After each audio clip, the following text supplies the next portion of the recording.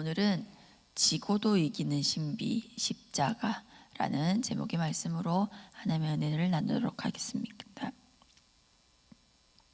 바울은 앞에서 고린도 교회 그 안에서 일어나는 부끄러운 일들에 대해서 책망했었습니다. 십자가의 도를 잊어버리고 또 분파가 나누어진 것들, 또 어제는 음행에 대한 것들을 책망했습니다. 그리고 오늘은 세상 법정에 성도를 고발하는 일에 대해서 책망하고 있습니다. 삶 속에 살아가다 보면 크고 작은 갈등을 만날 수밖에 없습니다. 교회도 사람들이 사는 공동체이기 때문에, 사람들이 모인 공동체이기 때문에 갈등이 없을 수는 없습니다.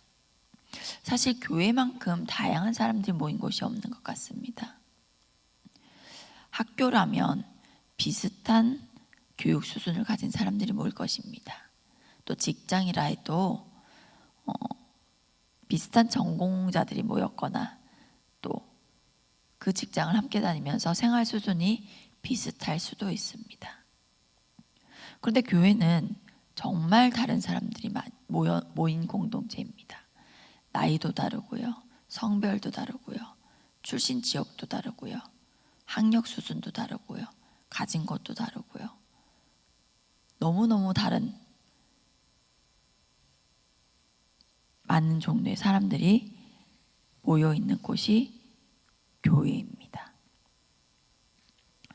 공통점이라고 한다면 성령의 능력으로 모두가 예수님을 구주로 영접했고 그래서 하나님을 섬긴다라는 그 사실밖에 없습니다.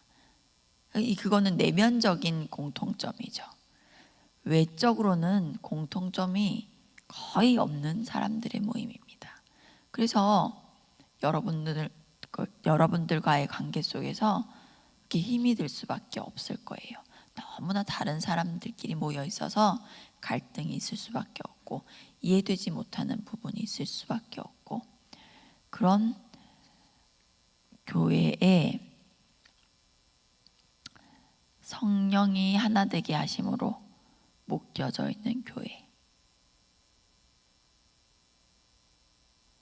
성령님께서 우리를 묶어주셨지만 그런데도 교회 안에서 충돌과 다툼이 일어날 수도 있습니다. 성령의 능력으로 연합된 교회에 분열이 일어났다면, 그렇다면 성령님의 능력이 약화된 것일까요?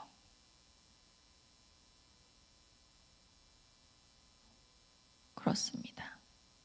성령의 능력은 변함이 없지만 우리가 그 성령을 상실했을 때 교회 안에 분열과 다툼이 일어날 수 있게 된다는 것입니다. 그렇다면 반대로 우리 안에 다툼과 분쟁이 일어났을 때 제일 먼저 진단해야 하는 것이 우리 안에 여전히 성령님이 역사하고 계신가 일 것입니다. 고린도 교회에 분쟁이 일어났고 그 분열이 일어났습니다. 그런데 심지어 그 분쟁을 가지고 세상 법정에 송사하는 일까지 일어난 것입니다. 사도 바울은 그것을 불의한 자들 앞에 고발한 것이라고 표현하고 있습니다. 성도는 마지막 날에 주님과 함께 세상을 심판할 사람들입니다. 우리 말씀 몇 구절 찾아보실 텐데요. 마태복음 19장 28절입니다. 마태복음 19장 28절 시작.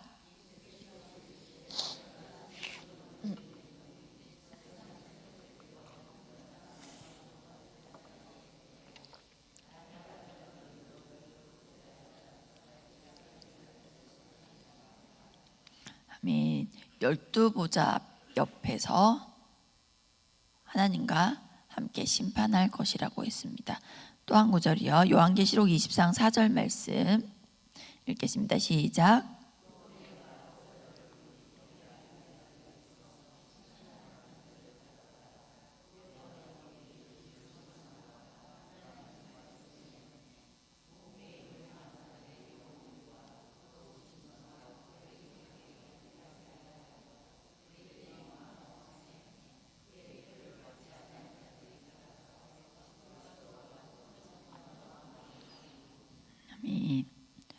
우리는 그리스도와 함께 심판자 옆에 앉아서 왕노릇하면서 세상을 판단할 사람들입니다. 그런데 세상을 판단하고 심지어 천사들을 판단할 사람들인데 어떻게 우리가 세상 법정에 문제를 내어놓고 우리를 판단받느냐 하는 얘기입니다. 오늘 말씀 2절 본문도 한번 읽어보시겠습니다. 2절 말씀입니다. 시작.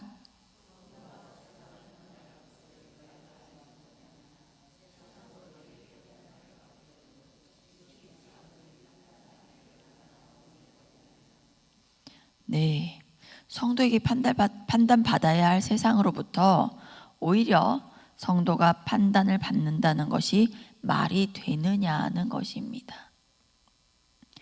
바울은 5절에서 부끄러운 줄 알라고 노골적으로 말하고 있습니다.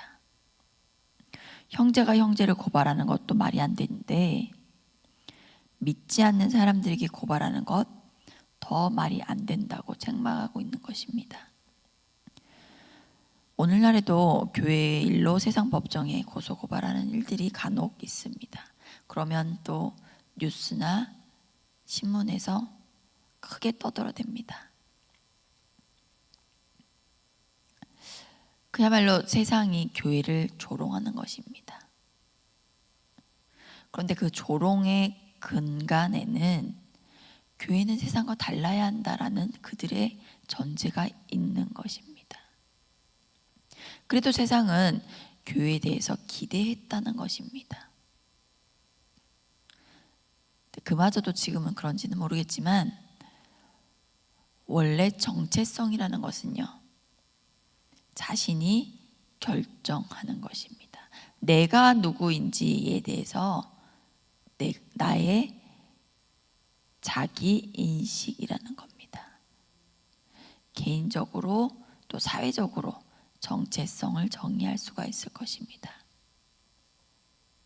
근데 교회와 성도에 대한 정체성은 성도 자신이, 또 교회 자신이, 교회 스스로가 결정해야 한다는 말인데,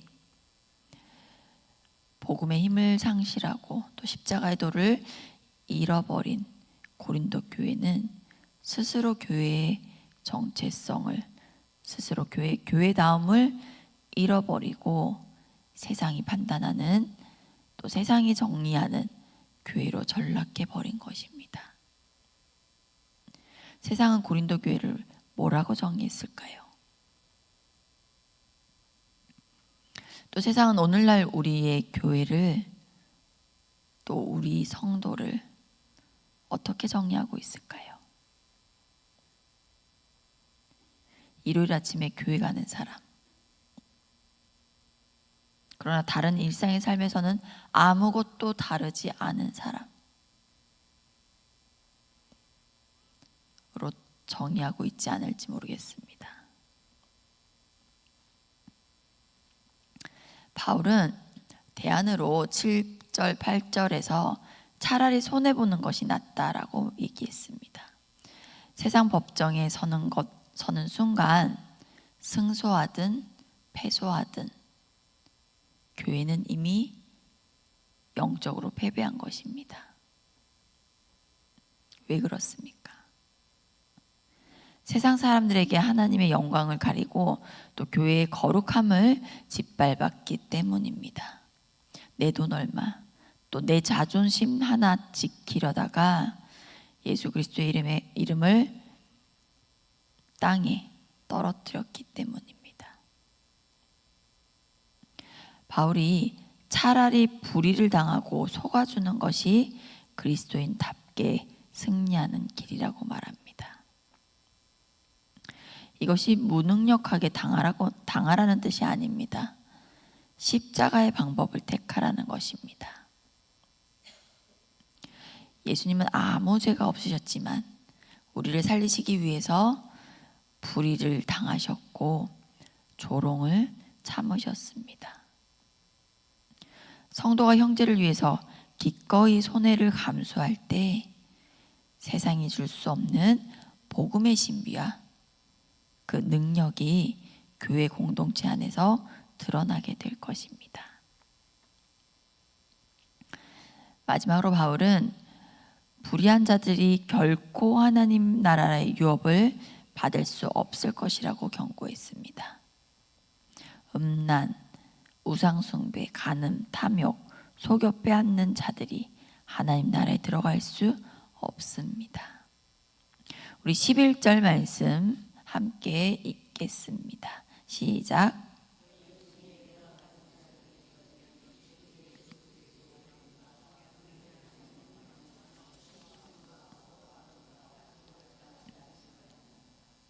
아멘. 네, 바울은 고린도 성도들의 과거를 상기시킵니다. 너희도 전에는 세상 사람들과 똑같이 탐욕스럽고 속여 빼앗고 음란한 자들이었으나 이제는 예수의 이름으로 또 성령의 능력으로 씻음 받아서 거룩해지고 의롭게 되었음을 상기시키고 있습니다.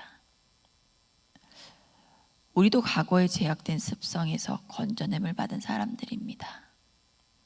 세상 사람들과 똑같이 내 이익을 위해서 형제를 짓밟는 삶은 예수님의 십자가 피로 씻긴 내 신분을 부정하는 것과 같습니다.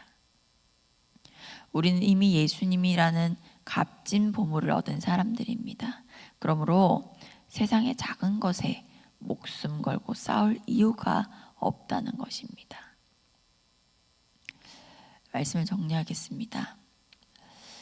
예수님을 믿는다는 것은 단순히 주일에 교회 나오는 것만을 의미하지 않습니다. 삶의 모든 갈등과 정황 속에서 세상의 방식이 아니라 십자가의 방식을 선택하는 사람들입니다. 공동체 안에서 서운한 일이 있습니까? 물질이나 인간관계로 억울한 일이 있습니까? 세상의 법이나 인간적인 수단으로 갚아주려고 하지 말고 먼저 주님의 십자가를 바라보시길 바랍니다. 내가 조금 손해보더라도 교회의 평안을 지키고 또 내가 차라리 속아주더라도 주님의 영광을 가리지 않겠다는 결단이 우리에게 있기를 바랍니다. 우리가 세상과 다른 방식으로 사랑하고 또 용서할 때 세상은 우리를 통해서 살아계신 하나님의 영광을 보게 될 것입니다. 예수 그리스도의 이름과 성령 안에서 깨끗함을 받은 성도답게 날마다 삶의 자리에서 거룩함과 평화를 심으시는 복된 성도의 삶을 사시기를 주님의 이름으로 간절히 축원합니다. 네, 기도하시겠습니다. 하나님 아버지 감사합니다.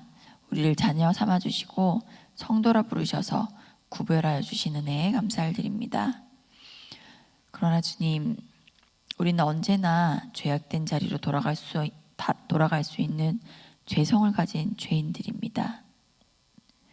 십자가의 능력이 우리를 구원해 주셨음에도 우리는 그 능력을 힘입지 못하고 인간의 본성에 따라서 욕심대로 결정할 때가 많이 있었습니다. 우리 이기심과 교만을 용서해 주옵소서. 십자가 복음의 능력이 내 삶을 통해 살아 역사하시도록 우리를 쳐서 복종케 하여 주시옵시며 나는 죽고 예수님과 십자가만 드러내는 성도의 삶을 살아가게 인도하여 주시옵소서. 하나님, 우리 안에 또 우리 교회 안에 분열과 분쟁 속에 놓인 성도들이 있습니까? 그래서 마음 아파하며 하나님의 지혜를 구하는 성도들이 있습니까? 예수님의 십자가 능력이 모든 막힘담을 허물게 하시고 복음의 능력으로 하나 되는 우리 은성교회가 되게 하여 주시옵소서. 우리의 사랑으로는 부족하오니 날마다 주님의 사랑을 우리에게 덧입혀 주시고 십자가의 능력이 살아 역사하시는 우리 교회가 되게 하여 주시옵소서. 성도들 가운데 질병으로 고통받는 연약한 환우들을 불쌍히 여겨주셔서 주님의 십자가 보혈로 씻고 덮으사 깨끗게 하여 주시옵소서.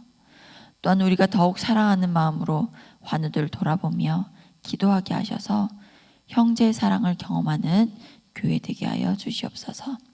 감사드리며 예수님의 이름으로 기도합니다. 아멘.